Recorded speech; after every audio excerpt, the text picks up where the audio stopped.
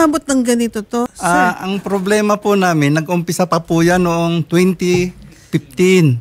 Nag-file na po kami ng petisyon noon sa Sangguniang Bayan ng San Clemente. Sa pamumuno po noong Vice Mayor noon na si Elma Macadamia. Kaya lang po, hindi po namin alam kung ano po ang naging resolution dahil parang walang naging aksyon. Kaya yung suliranin po namin, dinulog namin sa Sinro, sa DNR. Sinamahan po kami nung taga-DNR doon sa Canberra farming na yan. Nakita po nila talaga yung ebidensya. Kaya po, yung usapin po nakarating hanggang sa regional office po ng San Fernando. Doon po, ang umattend doon yung dating kapitan po namin, si Atilano Rumbawa, at saka yung isang kagawad. Wala na pong kaming narinig kung ano po yung naging resulta ng usapan. Pero nung mga taon po na yon, medyo naglaylo naman po yung mga langaw. Hindi po kasing kapal ngayon. Every time na mayroon pong harvest, yun nangyayari po yun. Tumadami. Anong klaseng farm po ba itong Canberra farm?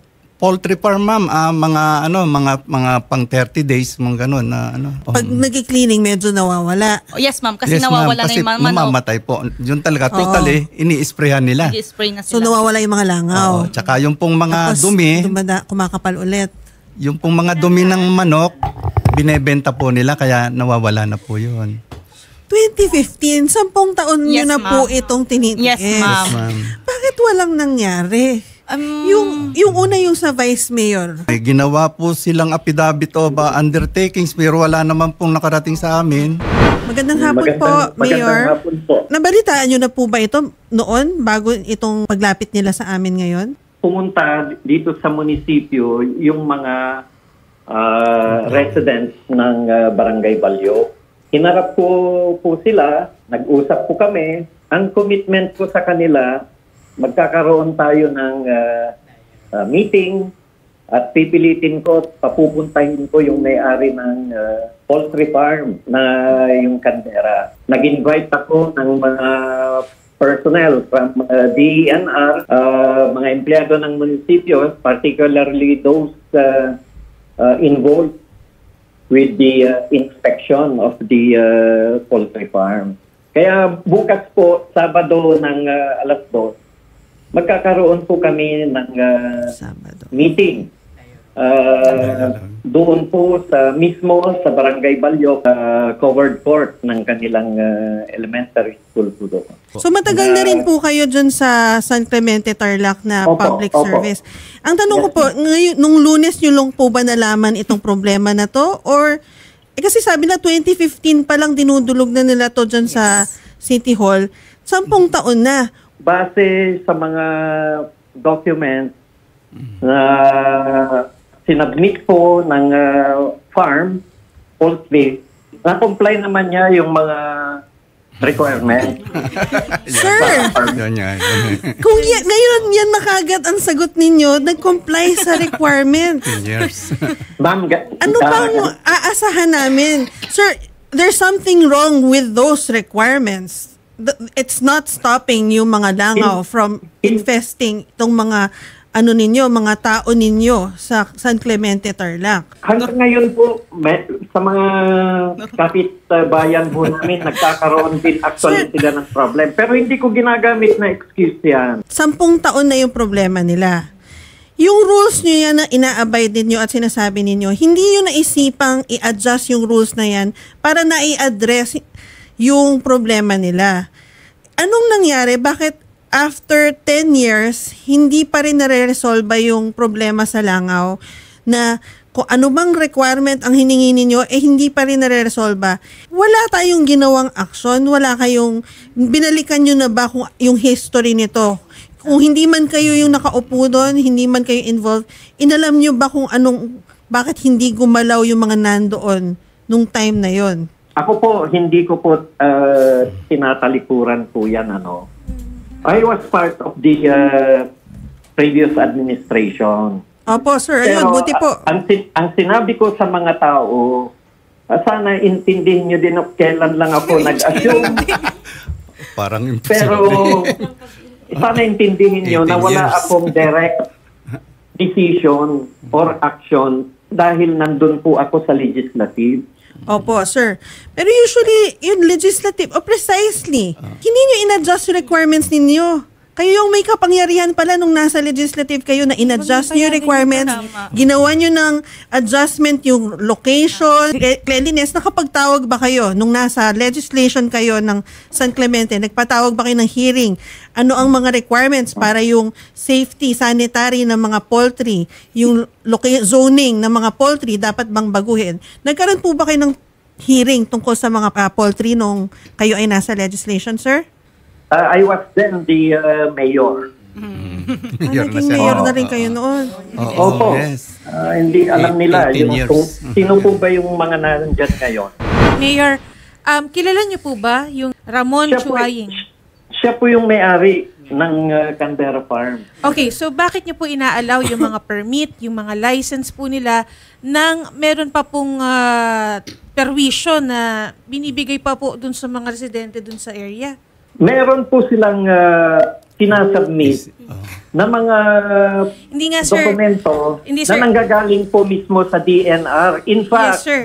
meron silang merong in-issue ang DNR ng renewal. Ang sa amin lang, sir, sana, sir, bago po sana natin buksan o bago po natin ipa-operate, sana po wala pong nadudulot o wala pong naapektuhang residente doon sa area. Aabot po ba sa inyo yung langaw nitong Canberra Farm, sir? Hindi po, ma'am. Hindi Medyo po. malayo yung, So ganito malayo po, yung- sir. Patirahin po kayo ng 5 araw Oo, doon po yun. sa bahay Yes. nila. Yun, yes.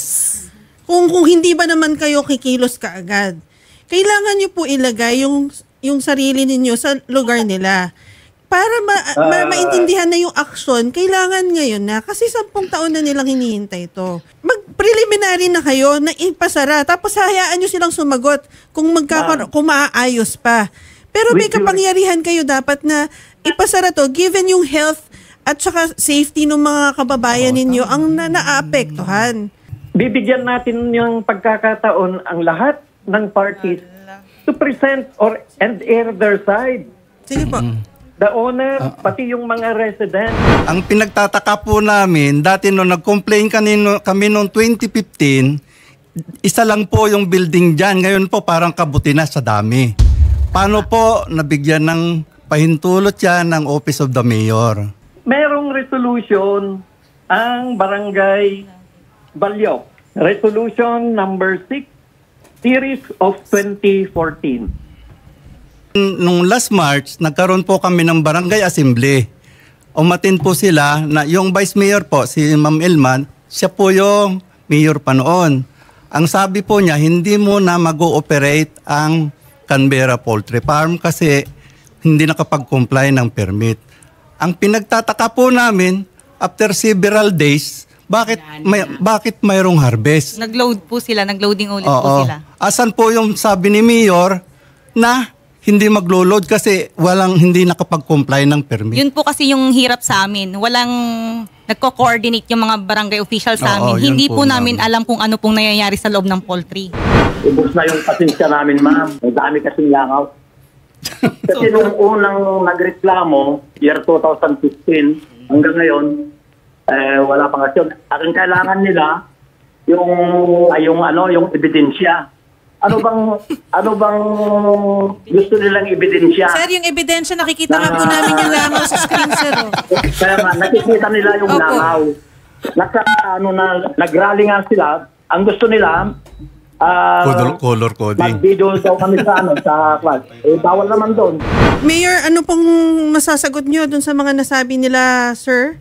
Bigyan nyo naman kami Ay, Diyos ko, chance ng na naman. pagkakataon na tapusin yung magaganap na meeting bukas. Opo, maganda po na matutuloy yung meeting.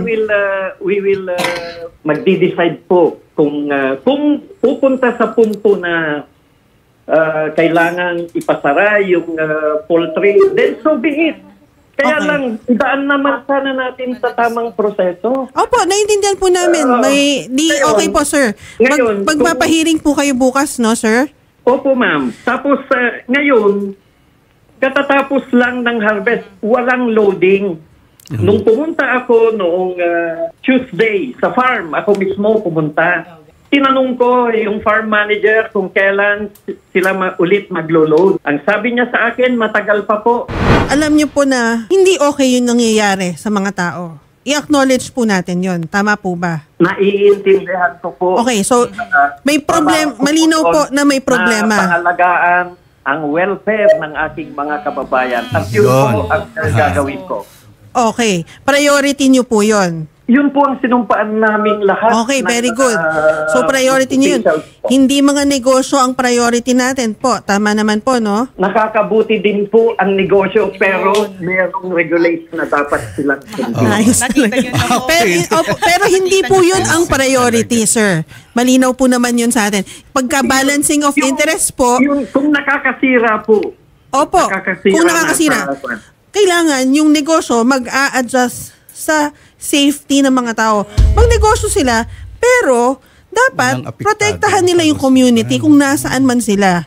At syempre, bilang mayor, LGU, kayo in charge na masiguradong ganun ang nangyayari sa lugar ninyo. Tama po ba? Tama yun po, ma'am. Good afternoon, Panyera. Yes po. Ito pong problema nilang 10 taon na sa langaw dahil dun sa isang poultry. Naka-receive po kami ng information or invitation from Mayor Toledo regarding this for a dialogue for tomorrow, July 12. Okay, ang ginawa na pong immediate action po ng PGT ay binaba po ang directive to the ENRO para po magkaroon ng investigation. And then, bumaba na po sila today and then we're waiting for the report. Then tomorrow, makikipag-coordinate din po ang ENRO doon and makikipag-participate din sila doon sa dialogue na pinatawag ni Mayor Toledo. Pwedeng preliminary ipasara muna ito dahil po talaga hindi na-actionan at yung affected na po yung health ng mga kababayan natin dyan sa Barangay Balyok. Yes po, ma'am. Sabi ko nga po sa inyo, ang first step would be investigation. But based on that investigation po, magkakaroon po ng action. And then report po and also referral to the DNR. Kasi kailangan po ma-determine po ang basis po ng action ng problema na ito. And then, ito rin po ay direct order na rin po ng governor natin na i-refer po sa Sangguniang Panlalawigan. So ma'am, since kahapon po na na-receive namin itong concern na to, nag-take action po kagad si governor kasi willing po siyang makipag-cooperate po. Okay. So maraming salamat po, Attorney Matias. Yes po, Salamat always po. po. Ang po ni governor po ay tao muna po. O yun, di ba malinaw? Oh, thank you po, ma'am. Thank you po. Bukas po, pupunta po dyan yung reporter ng Raffy Tulfo in Action and reporter po ng Senate. Sasamahan din po yung mga complainant. Okay, Mayor? Sige po. Okay po.